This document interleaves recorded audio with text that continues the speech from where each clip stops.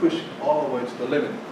You can see the important element in this image can now be fake, or can be recreated in a completely, reinterpreted in a very different way. And you think about the logic of smoke and fire is very important. When Kawasi struggled with a specific term, how I define an African ritual, this is a specific the way he refers, with the limitation of my own language. I don't have a kind of reference in my own language to describe what's happening. This is an event in when the prince is calling down rain. He doesn't know how to represent the action of calling the rain down. That is the limitation. He thinks fire could be one important symbol that image can be used to evoke the idea of calling down or making the rain. The smoke is the second important metaphor used in that particular image to recreate the power of creating rain. And you have the actual rain that used as an evidence of rain actually coming down. And this simple, when you see the fabric on the right, you only can find this type of textile at that particular time in being the most important collective fabric in the 16th, 17th century in Europe that came from that particular part of the world. There's a lot of precise information embedded into those images. We never look at it because we look at something else. Of course, there is a problem with the representation of European architecture in the background that prevent us to really understand why people types is important as a type of genre in specific images in the 17th century. The landscape painting that bring European architecture and landscape and marry with European people type as a one particular genre.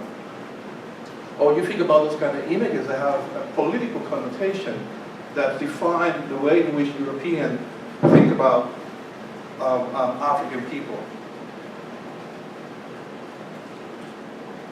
Social traits. When you think about those images, I just give you an example from Landaluz. On the right, I just focus the yuca drums. This is the only place you can find that yuca drum is in the Congo. It's here in Cuba. There's another artist representing exactly miales, exactly the yuca drums.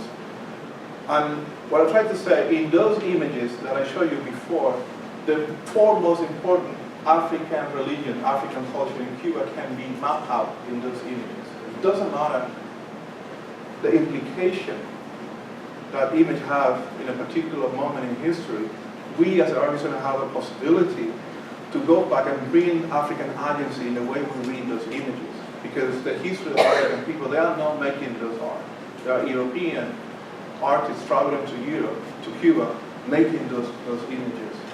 There's another example that goes back to the way in which people, African people, infiltrate a specific as a slave or working street vendor, or when you think about African trade representing an initiated in the Abaca initiatory society in Cuba.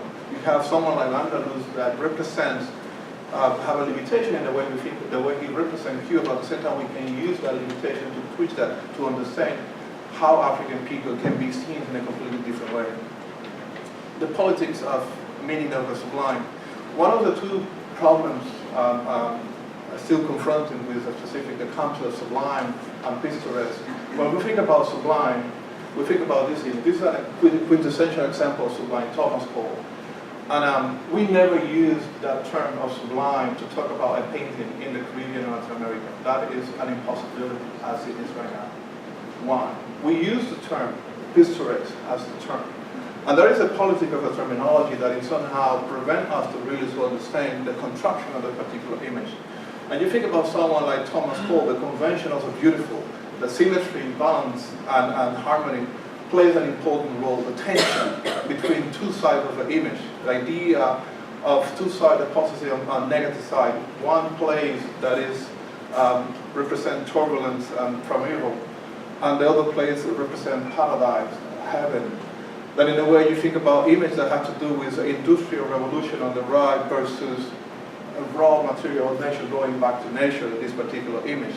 When you think about artists like Sewa Chatran, is that the construction of this image follow exactly the same principle Thomas Cole used in this painting. You think, you see the images is divided in two equal parts. What is heaven on the right in Thomas Cole becomes the sugar field. And what is that raw primal space is nature, is a cave. And when you think about Salvatore Tran belief, like Thomas Cole, in the higher level landscape, the landscape that can be served social criticism, that can be a landscape that can bring moral implication and can create specific reading into the problem in society. When you think about, you divide this painting in two parts, the left would be the rainforest, a very important space for African people, African descendants. This is the only painting, as far as I know, that represents a self-liberated people in the history of Cuban art. This is not about slave people. It's about people who freed themselves. That is an interesting choice from Sartre to represent someone who freed themselves to be depicted at the central point of a painting. And you think about chaos. In this case, chaos represents the protection that represents the cave for Afro-Cuban religion in this particular moment. And in the present day, an African agency to the left. On the right would be the valley, sugar production, would be the industrial setting, would be order, would be slavery, industrialization, in opposition to what is on the left, what is the space of freedom, to be more simple. And we can see here the actual division of the painting going from left to right. The dynamic between the two parts of the painting is similar, the way it constructed in the sublime, being followed by Salvatore Tran in what we call a picturesque painting in a specific place like Cuba. And you can compare images of runaway. You can see the difference between an image that represents the violence of slavery and oppression versus an image is about freedom and self-determination. And when we think about the modern vanguard and avant-garde, and specifically in the English context, the term avant-garde doesn't exist. The English call modernism. That is something that used to be very important in Cuba in the 40s and 50s. And it's on how we adopt the term of avant-garde. But when you think about the way in the term you use in literature, specifically in English art history, they don't use the term avant-garde, they use modernism. And that creates a tension with what is modernism versus what is avant-garde. When we think about what possibility of something like what made Cuban art modern, we're thinking about what made American art. There was an interview yesterday in the Yale Art magazine about Robert Farley Thompson when they asked, you have to think about a way you can describe American art and American culture. You say the only way you can do it is by understanding the contribution of African people in the making of America.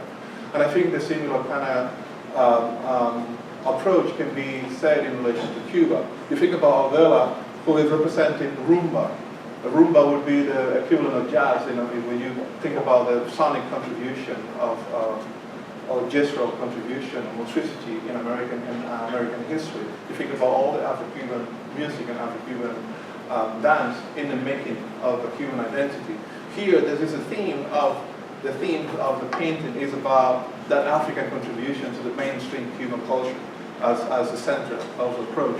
You think about also the way African people think about this process of syncretism, in which African people will have a different visibility into that art.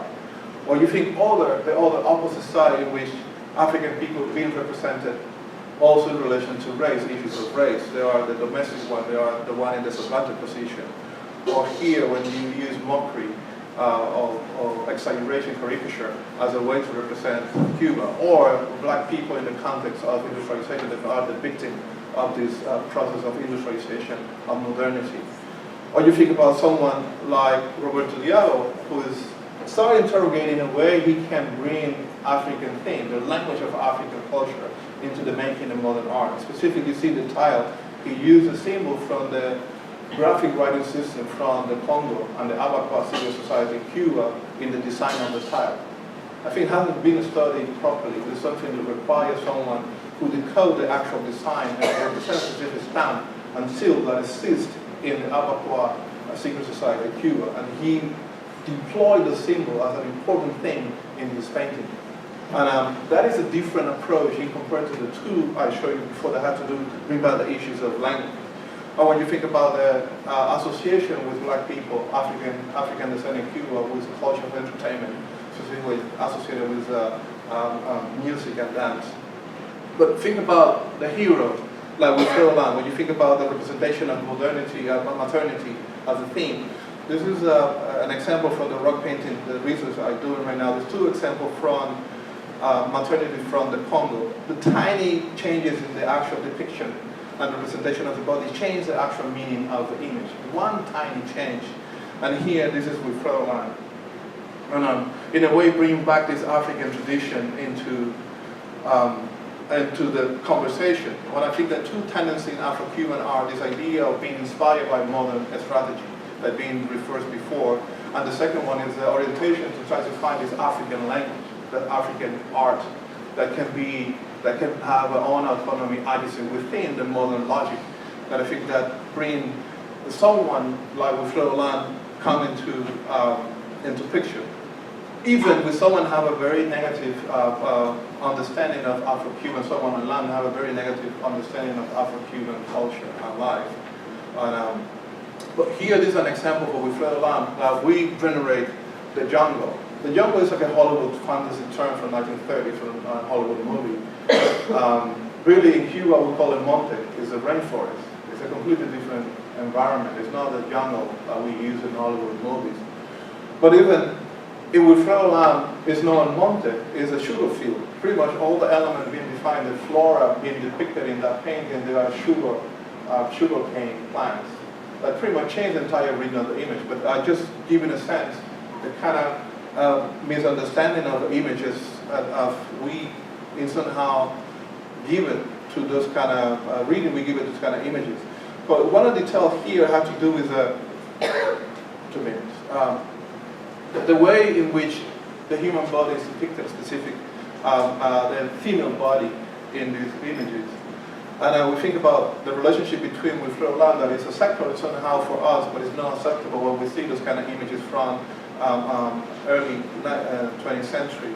Specifically, the Belle Huntington is a South African lady who made her life traveling in Europe, showing her static body. But here, this is a conversation that takes place in relation to this black body. And when you go back to with Froelan, you will see that with Froelan images in a completely different way.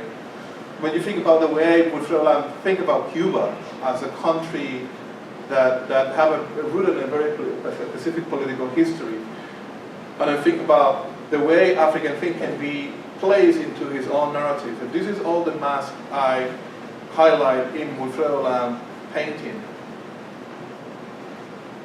None of this culture being brought out to Cuba through the slave trade, and that being used as an quintessential example of Afro-Cuban art. That for me represents a real problem, And we're going back to this idea of authenticity. And I think about one of the artists that plays this interrogation in a completely different way, and it has to do with the language of art. And at least you have the Saravanda art, the iron. This is an important painting from Jose Villa, that bring, in the first place, he give an outline of a deity in the Congo religion that doesn't have that image, that doesn't exist.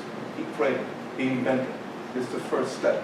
Number two, he used a graphic writing system from the Congo tradition in Cuba and named it. This is the actual name of Saravanda art, the iron, in the Congo graphic tradition inside the body of that deity. He created, he gave it a form, he gave it a shape with the iron tools on the top. And he used the Roman alphabet system, Spanish, Creole, to call the actual name Saravanda art, the iron. What he proposed is 3 different languages that can be used to represent exactly the same thing. Something been already used by Joseph Kossou in 1967 when he proposed the photograph of the shirt, the actual object, and the definition from the dictionary as the central position. We don't make discrimination, we relate it to the same object. That is exactly what Froelan is proposing here as a way to inscribe African conceptual framework and art making as a concept in negotiating their own way into modern art. That for me is a very important moment in the history of Cuban art. And this is just an example that we use tautology. It's a term in our history called tautology. Thank you very much.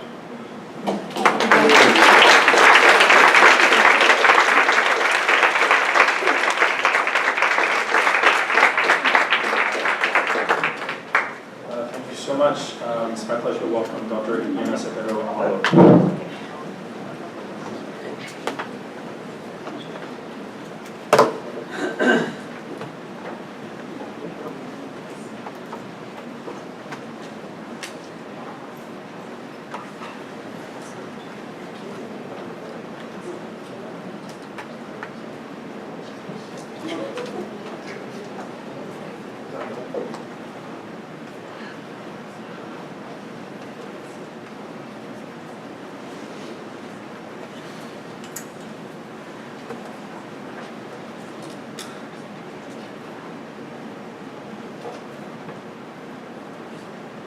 Okay, thank you very much, everyone, for coming today.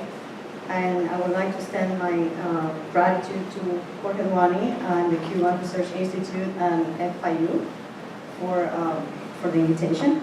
So today I'm going to talk about photography in Cuba after 1959. Of course, this is a very extensive and broad subject. And what I'm going to do today is to give you some glimpses of this history. And I say glimpses because, of course, this history is more complex than we think, because in the first place, what is Cuban photography? Is Cuban photographers working in Cuba and who were born in Cuba are Cuban photographers in the diaspora, or people who developed careers in Cuba and left the island. So what I'm going to do today, in this very short time that I was given, is a selection of Cubans who developed photo careers in Cuba.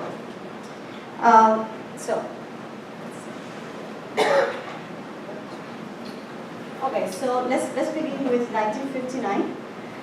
And of course, everybody knows the revolution erupted in 1959.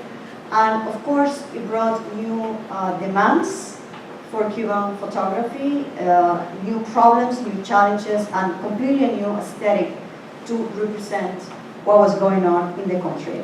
And usually, when I'm asked to give this kind of lecture, I do it chronologically, and I'm doing it chronologically today. But I think it was more interesting for me this time was to compare what kind of official paradigm the new government demanded from photographers, and parallel photo practices that the same photographers were doing. And we have to take into consideration that this is a moment in which the government, the new government, is demanding a lot of political activism and is setting standards and new rules for photographic subjects and themes. And the other thing about Cuban photography that is very particular in Cuba is the fact that many of these photographers, in order to get materials, they have to be affiliated with the media, either with newspapers, with magazines, or with photo agencies that belong to the government. Everything was state controlled. And so that of course created a lot of restrictions for the photographers. So, okay, so this is a very iconic image, and it was taken by Pepe Agras on January 8th, 1959. This is a moment when Fidel enters with his entourage in Havana, and he gives this famous speech in the city. And it's very iconic because the famous dove or pigeon landing on his shoulder. And it's also very iconic because that was very important to cement his credibility or his mythology as this new messiah, this new savior of Cuban nation. Around 3 years ago, I had an interview of a woman whose father was a journalist and was covering this event, and allegedly, he said that allegedly they have put some hormones on Fidel's shoulder, so the dove would land on his shoulder. Of course, I mean, you see that it was the only shoulder in which the pigeon landed. But of course, the other thing that I want to emphasize is how Fidel Castro was very savvy in terms of PR and how to manipulate images, because at this very particular moment, he hired two photographers who came from the fashion and the advertising world, Raúl Corrales and Alberto Corda, to be his personal photographers. So for the first 2 years of the revolution, these photographers had immediate and very close access to these leaders, especially Fidel, and he wanted them to chronicle all the events and all the deeds he was doing during these years. So he needed legitimacy in the country and among people. So photography was the perfect vehicle for him to do that. Let's go.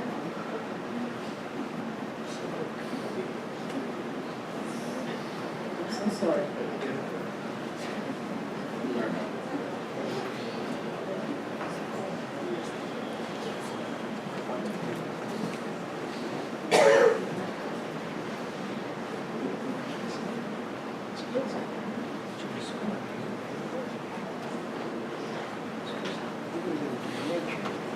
Try to scroll through it.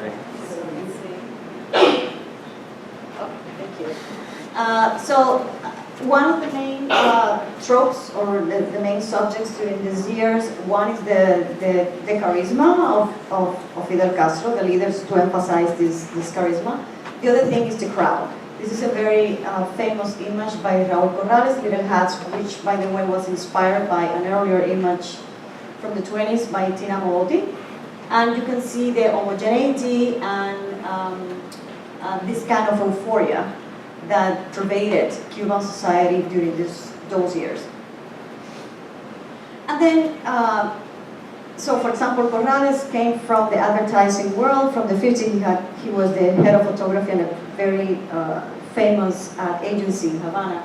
And this is Mario Garcia Moya, who was also involved in the commercial world before the revolution. And then we have Jose Alberto Figueroa. So on the left we have these voluptuous, beautiful women dressed with the Cuban flag and attending a political rally. And then on the right we have Jose Alberto Figueroa, who by that time he was a teenager, he was maybe 16, 17 years old. And while all this was going on in the public sphere, he was documenting the life of his friends from the middle and upper class in Cuba. Some of them had left, some of them hadn't left yet, but they were in the process of leaving the country. And they were having a good time, they were going to parties and hanging out, etc. And until recently, is that this body of work we knew. Of course, this is the moment in which the only way for Cuban photographers to present and promote their work is through magazines, newspaper, etc. And you can imagine the kind of censorship that was in place at the time. So then we are moving into the 70s, and once Fidel Castro decided that his deeds and legitimacy was already established, he felt that the most important goal for the next decade, I'm talking the late 60s and early 70s, was industrialization and the diversification of the Cuban economy. So one of the main goals of the early 70s was this gigantic sugarcane harvest known as La Zafra de 10 millones, the 10 million tons of sugar in 1970. And many of these photographers that I'm going to show you now were working for the Cuba magazine. Cuba magazine became the main organ of propaganda for the government. And many of them were commissioned to go to fields and factories to chronicle these new times. But then we have this woman, Maria Eugenia Aya, talking about women cattle, that in the morning you were talking about the presence of Cuban women. In the 60s, I don't have any knowledge of female photographers doing this kind of work. But in 1967, while Maria Eugenia Aya Marucha was studying literature at Havana University, she did these photo stills of a documentary by Héctor Beitia in 1967 of La Peña de Sirique. La Peña de Sirique was a very interesting event. This was a gathering of all musicians, and Cinto Garay was one of the attendants of these events. They would gather once every week in this old blacksmith place in El Cerro neighborhood. And these people were totally frozen in the past, and they were trying to revive the old glories of Cuban music, and they would play all these genres like danzón, son, etc. And for me, it's very interesting that Marucha was developing this work. I have to say, first, this was the photo stills for a documentary, and then she edited and made it into a series, a documentary series. But the important thing here is two things. One is very different from this, I'm sorry, with the microphone. It's very different from this kind of prototype that the revolution relentlessly promoted. It was a prototype of the guerrilla leader, and this kind of white, charismatic, sexy young man. And the other thing is this projection to the future. The revolution, all the official discourse and the rhetoric is we are going to sacrifice, and all the sacrifices that we are enduring at this time is for a better future. So then she's not only having this protagonists as black people, and all black people, but also people stuck in the past. And I felt, when I was reviewing this body of work, that these were some spaces for freedom and longing that Marucha was exploring in a very low-key way at the time. So this is Rigoberto Romero, a very iconic series from the 70s in the sugarcane. And then we have Figueroa again doing a parallel kind of work, Country Mine 1974, just going across Cuba and taking pictures of everyday people, ordinary people. And again, what is interesting about this is that these photographers, with the material they would get from these newspaper and agencies, government agencies, or magazines, they would say they have to be very conscious and very aware of their material, because they would save some material to do their own work, and they wouldn't promote openly this kind of series, because it was more important to fit the needs and the demands of the publication. So the 80s brought a new set of changes, a new set of demands, and then for the first time photographers could discover the everyday life. And they felt more at ease with going to the streets, because labor and production was not such an important thing. And two important events took place. The first one was in 1976, the Ministry of Culture was created, and of course that totally changed the cultural scene in Cuba.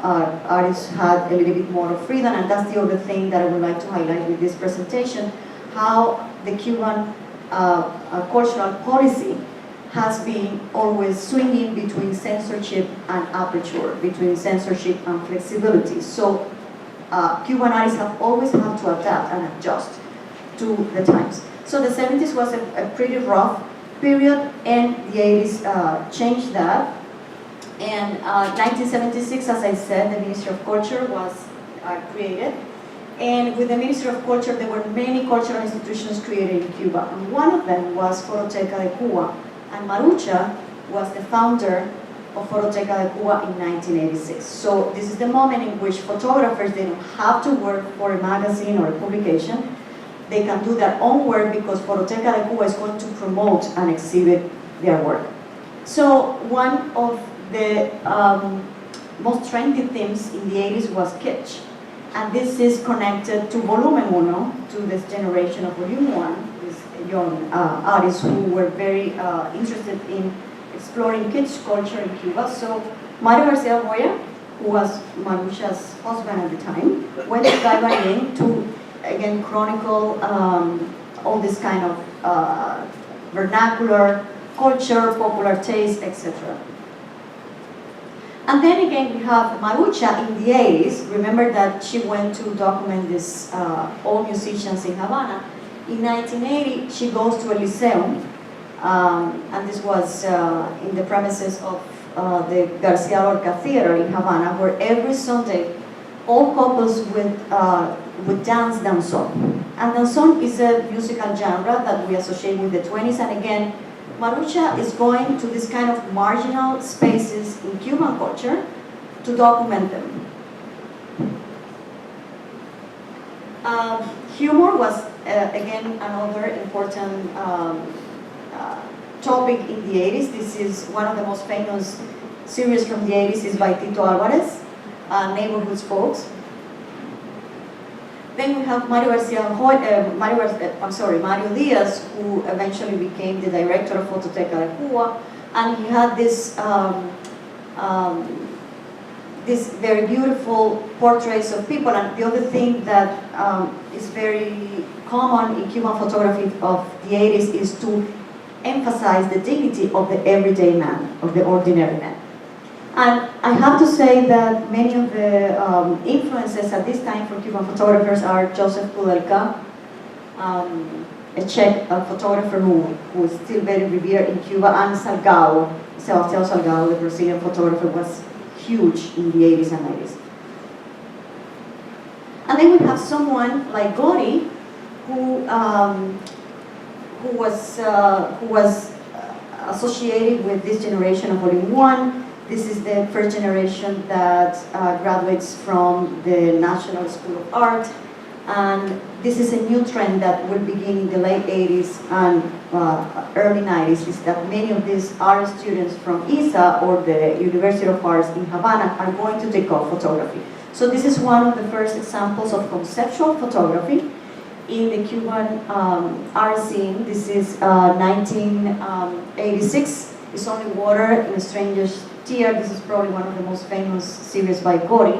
And you can see, and also the manipulation of photography was something very, very novel for Cuba at the time. So you can see this combination of the sea and the swimming pool, and there is a lot of ideas here talking about insularity and the longing for escaping and the possibility of doing, etc.